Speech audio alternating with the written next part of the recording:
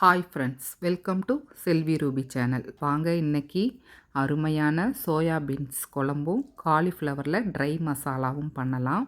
இன்றைக்கி பார்த்தீங்கன்னா pure veg recipes தான் பண்ண போகிறேன். சோயா பீன்ஸ் குழம்பும் காலிஃப்ளவர் ட்ரை மசாலாவும் பண்ண போகிறேன்.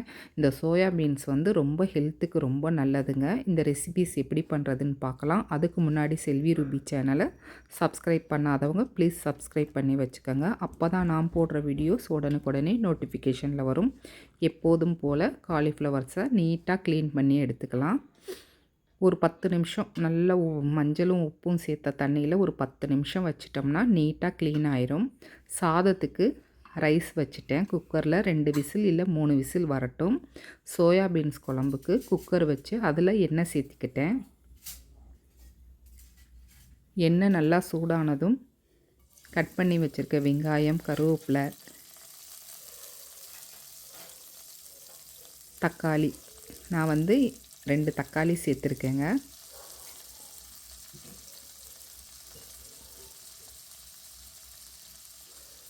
கொஞ்சமாக உப்பு சேர்த்து இதை நல்லா வதக்கி கொடுத்துடலாம்.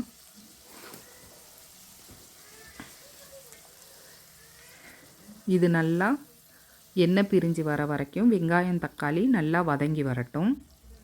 இப்போ கொஞ்சமாக இஞ்சி பூண்டு பேஸ்ட்டு சேர்த்துக்கிறேன்.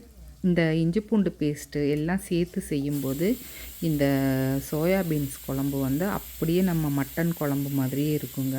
ரொம்ப செம்ம டேஸ்ட்டாக இருக்கும். இந்த ரெசிப்பியே பார்த்திங்கன்னா நல்ல ஒரு ரிச்சான ரெசிப்பியாக இருக்கும்.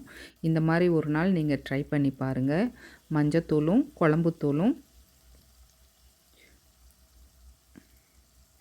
கொஞ்சம் கொத்தமல்லி தூள் சேர்த்துக்கிறேன். தனி மிளகாய் பொடியும் கொஞ்சம் சேர்த்துக்கிறேன்.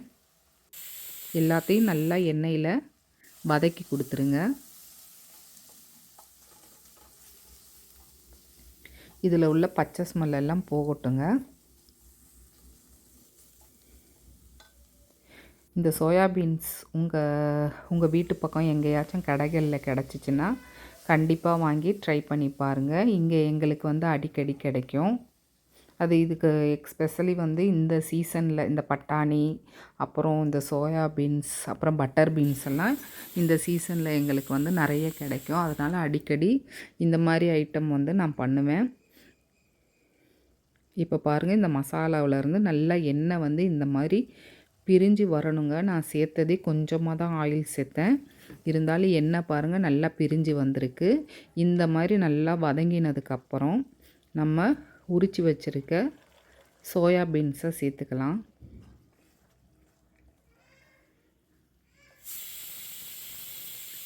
பக்கத்தில் குக்கரில் ரைஸ் வச்சுருந்தேங்க. விசில் வந்துகிட்ருக்கு. இந்த சோயா பீன்ஸ் குழம்புக்கு நான் 2-3 உருளைக்கிழங்கு சேர்த்து பண்ணுறேன். இது நைட்டுக்கு நம்ம சப்பாத்தி அப்படி இல்லைன்னா இட்லி தோசைக்கெல்லாம் இந்த குழம்பு சேர்த்து சாப்பிடும்போது டேஸ்ட்டு நல்லாயிருக்கும். கொஞ்சம் எக்ஸ்ட்ராவே வச்சிட்டோம்னா இந்த மழை நேரத்தில் சும்மா கிச்சனுக்குள்ளே போய் தண்ணியில் கை வைக்காமல் இருக்கிறது ஒரு 2 in 1 பர்பஸாக இருக்கும். அதனால் இந்த குழம்ப நான் கொஞ்சம் எக்ஸஸாகவே நான் வச்சுக்கிறேன். இந்த காய்ங்க வேகிற அளவுக்கு தண்ணி சேர்த்துட்டு குக்கரை க்ளோஸ் பண்ணி ஒரு விசில் இல்லைன்னா 2 விசில் வந்தால் போதுங்க. இந்த சோயாபீனும் நல்லா வெந்துடும், கிழங்கும் நல்லா வெந்து வந்துடும். இது விசில் வரட்டும். இந்த குழம்புக்கு ஒரு மசாலா அரைச்சிக்கலாம். சிம்பிளாக தான். ஒரு அரை முடி தேங்காயும் கொஞ்சம் சோம்பு சேர்த்து ஒரு தக்காளி சேர்த்து இதை நல்லா வலுவலுன்னு அரைச்சி எடுத்துக்கலாம்.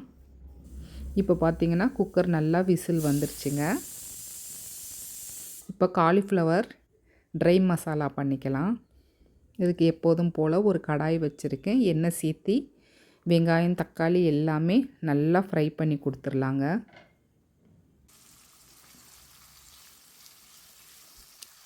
இன்றைக்கி பண்ணுற சமையல் பார்த்திங்கன்னா ரொம்ப சிம்பிள் சமையல் தாங்க.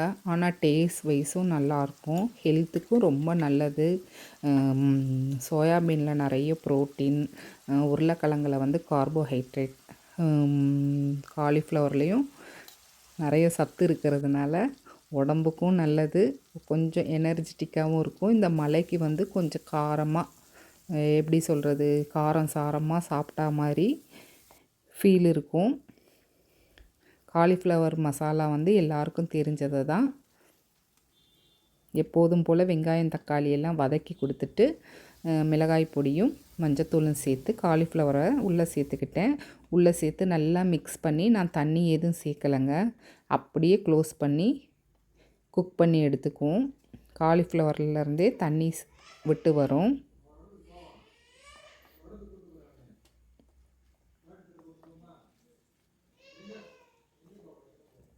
இதை வந்து நல்லா எண்ணெயிலே சுருள வதக்கி கொடுத்துருங்க. அப்போ தான் நல்லாயிருக்கும். இப்போ க்ளோஸ் பண்ணி வச்சிடலாம். ஒரு 10 நிமிஷம் அப்படியே வேகட்டும்.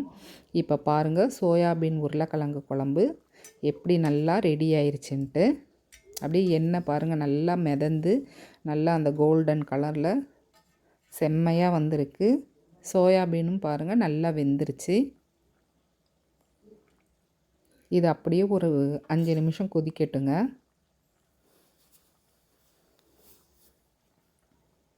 இப்போ நம்ம அரைச்சி வச்சுருக்க தேங்காய் பேஸ்ட்டை உள்ளே சேர்த்துக்கலாம். தேங்காய் பேஸ்ட்டை உள்ளே சேர்த்துட்டு நமக்கு எந்த அளவுக்கு தண்ணி தேவையோ நமக்கு தேவையான அளவுக்கு தண்ணி சேர்த்துக்கலாம்.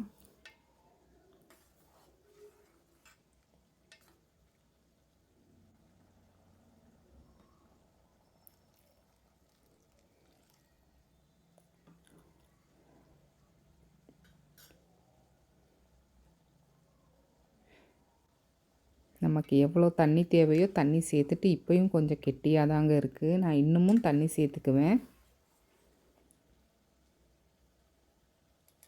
இந்த ஸ்டேஜில் உப்பு காரம் எல்லாம் கரெக்டாக இருக்கான்ட்டு செக் பண்ணி பார்த்துக்கிட்டேன். இப்போ உப்பு கொஞ்சமாக இருக்கிறதால நான் உப்பு சேர்த்துக்கிறேன். இதுக்கு இந்த குழம்புக்கு வந்து புளி ஊற்றக்கூடாதுங்க.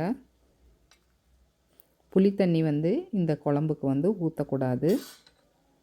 இப்போ ஒரு 5 நிமிஷம் க்ளோஸ் பண்ணி வச்சிடலாம். இந்த பக்கம் காலிஃப்ளவர் எப்படி இருக்குதுன்னு பார்க்கலாம் வாங்க. நல்லா வெந்து சுருண்டு வந்திருக்குங்க. நான் கொஞ்சமாக தேங்காய் துருவல் சேர்த்துக்கிறேன். தேங்காய் துருவல் சேர்த்து நல்லா மிக்ஸ் பண்ணி கொடுத்துருவோம்.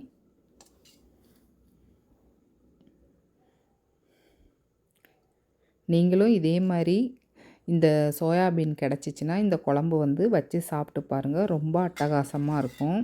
அவ்வளோதாங்க, ஆல்மோஸ்ட் வந்து சோயாபீன்ஸ் குழம்பு வந்து ரெடி ஆயிடுச்சு. நான் கொத்தமல்லி சேர்த்து நல்லா மிக்ஸ் பண்ணிக்கிறேன். இந்த குழம்பு பார்த்திங்கன்னா நைட்டு சப்பாத்திக்கு வச்சு சாப்பிடுங்க. அப்படி இல்லைன்னா கடைகளில் பரோட்டா வாங்கி இந்த குழம்பு சேர்த்தி சாப்பிட்டு பாருங்கள். ரொம்ப டேஸ்ட்டு வந்து நல்லாயிருக்கும்.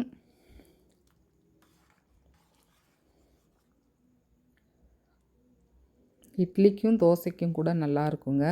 சப்பாத்திக்கு ரொம்ப நல்லாயிருக்கும். வாங்க இன்றைக்கி என்னென்ன சமைச்சிருக்கேன்றதை பார்த்துடலாம். நல்லா சுட சுட சாதத்தோட பிசைஞ்சு சாப்பிட்றதுக்கு நல்லா சோயாபீன்ஸும் உருளைக்கிழங்கும் சேர்த்துன குழம்பு நல்லா செம்மையாக இருக்குங்க. இதில் பட்டை கிராம்பு கரம் மசாலா எதுவுமே சேர்க்கலை. கொஞ்சமாக சோம்பு மட்டும் சேர்த்தி பண்ணியிருக்கேன். நல்லா கம வாசனையாக இருக்குது. ஆவி பாருங்கள் எப்படி வருது அப்படின்ட்டு. ரசம் பார்த்திங்கன்னா நல்லா மிளகு சீரகம் இந்த கிளைமேட்டுக்கு ஏற்ற ரசம்னே சொல்லலாம். மிளகு சீரகம் பூண்டெல்லாம் தட்டி போட்டுன ரசம். Cauliflower dry masala. அவ்வளோதாங்க, சிம்பிள் ரெசிபி தான். ஆனால் ரொம்ப சூப்பராக இருக்கும், டேஸ்ட்டாகவும் இருக்கும், ஹெல்த்துக்கும் ரொம்ப நல்லது. தயிர் ஊற்றி வச்சுருந்தேங்க. ஆனால் தயிர் இன்னும் உரையலை. இருந்தாலும் பரவாயில்ல, ரசம் இருக்கிறதால அட்ஜஸ்ட் பண்ணிக்கலாம். உங்களுக்கு இந்த லன்ச் வீடியோ பிடிச்சிருந்தா லைக் பண்ணுங்கள், ஷேர் பண்ணுங்கள். அப்படியே செல்வி ரூபி சேனலுக்கு சப்ஸ்கிரைப் பண்ணிடுங்க. தேங்க்ஸ் ஃபார் வாட்சிங்.